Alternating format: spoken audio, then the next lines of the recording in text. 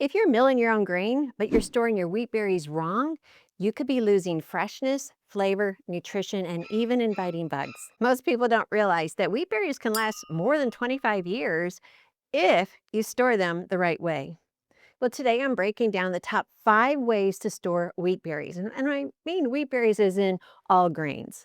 So this is going to be from everyday short-term storage to long-term emergency storage. Completely bug-proof, moisture-proof, flavor protecting. And I'm also going to give you a kind of an inside view of how I store my grains and give you an inside view on my new pantry that I just designed. Well, hello and welcome. I'm Annette Reeder from the biblicalnutritionist.com, and it's always my joy to serve you God's recipe for excellent health. And remember, He is the Lord and Savior and wants to be your Savior today. He loves you and desires a relationship with you. All right, let's get into it. When stored correctly, wheat berries last longer than any other pantry item, longer than rice, beans, or especially flour. But stored incorrectly, they go stale, they absorb moisture, they lose the aroma, they lose milling quality, and yes, they attract pantry moths and weevils. Yes, I've had that happen, and you do not want to have that happen. So let's break down exactly how to store them depending on your needs. Start with number one. If your everyday storage is from 0 to 3 months, then this is best for weekly millers, daily bakers, or pretty much all the grains will work for this. So for everyday use, the goal is convenience and freshness.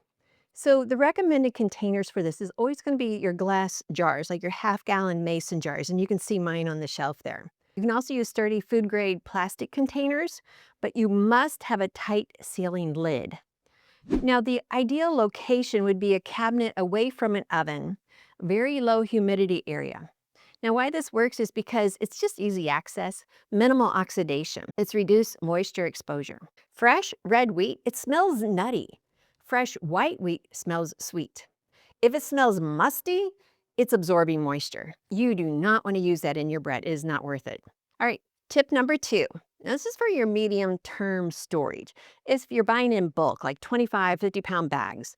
For storage, for a few months, you must protect against humidity. What I recommend is the 5-gallon food-grade buckets. And I always buy Gamma lids. Gamma lids last a lifetime. You just kind of twirl it with your finger, which is so much easier than prying open a bucket. You can do this with or without Mylar bags on the inside. Oxygen absorbers are optional and typically not needed for 6 to 12 months, but they're helpful.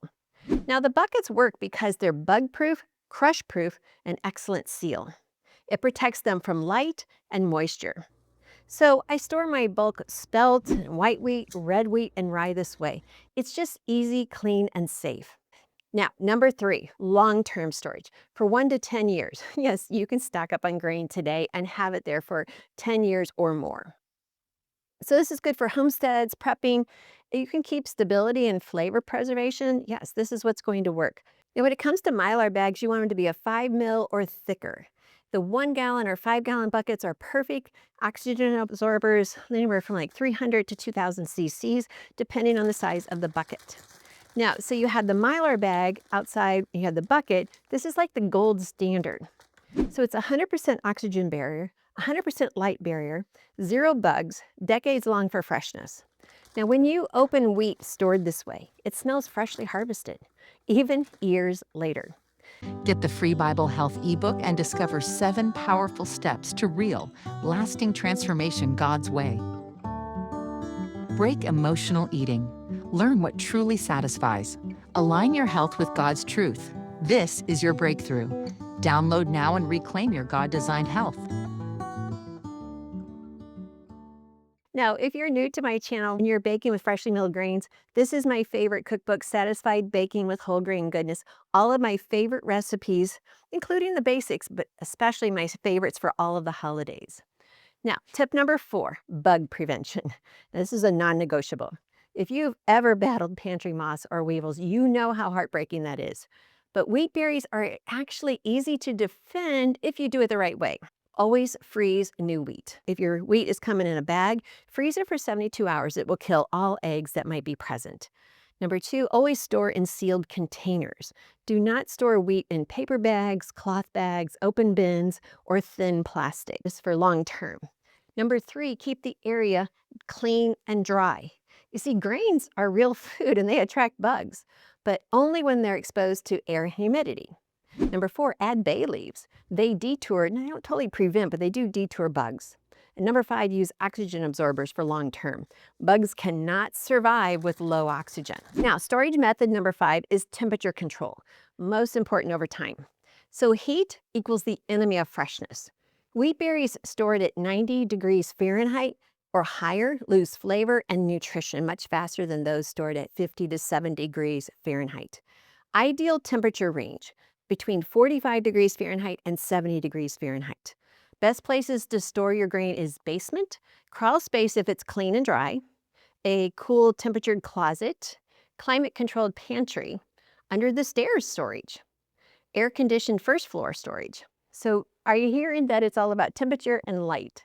Never store in the garage or the attic. So the rule of thumb is this: for every 10 degrees Fahrenheit increase in temperature, the shelf life of the grain halves. So keep that in mind. Now here's how to know if your wheat berries are still good. They're fresh if they smell sweet, nutty, kind of earthy. Their color is bright, not grayish. Now rye is a different thing there.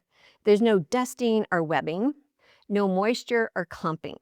Now they're bad if they smell like old crayons, like a rancid oil, or they smell musty, or you see bugs or larvae, or they feel soft and rubbery, or they crumble under pressure. It's kind of like the bugs have already eaten the goodness out of it.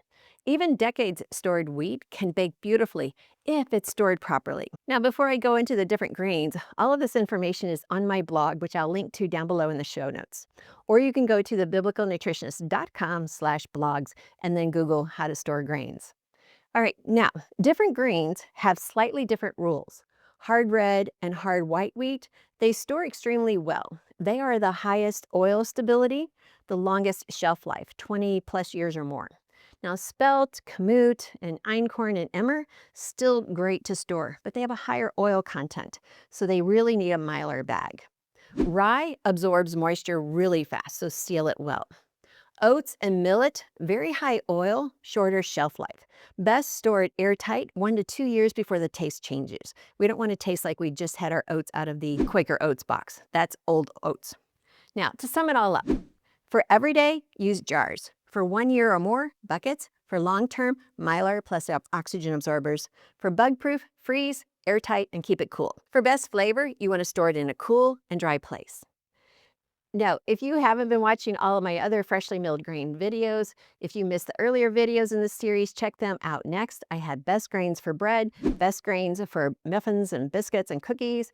And if you haven't already, hit like, subscribe, and the bell because I have other videos coming out about best grains for sourdough. My goal here is to help you be confident in the kitchen, confident with your health as it keeps improving with these changes that you're making, but most importantly, confident in understanding how much God loves you. He desires a relationship with you that is real and personal, and He created you. He's loved you from the moment of conception. He created you male or female, however He created you for a purpose. He has something great and mighty for you to discover, but it all starts with a relationship with Him. And I know once you have that relationship, you will understand what I'm sharing. If you don't know about that relationship, please email us at admin@thebiblicalnutritionist.com and we'll share how to do that. Until next time, please hit like and subscribe so you can be part of the Biblical Nutritionist family so that I can notify you every time we post a new video. Thanks for letting me be here today in your kitchen. May God bless you. If you haven't already checked out my book, Satisfied, Baking with Whole Grain Goodness, this is a book that is definitely a perfect gift for anyone who's getting started freshly milling grain. And it includes not only some of the teaching in the beginning about the value of real grain and how God created it, but it has some of my very favorite recipes for holidays, for every day. So many delicious recipes that I know your family's going to love.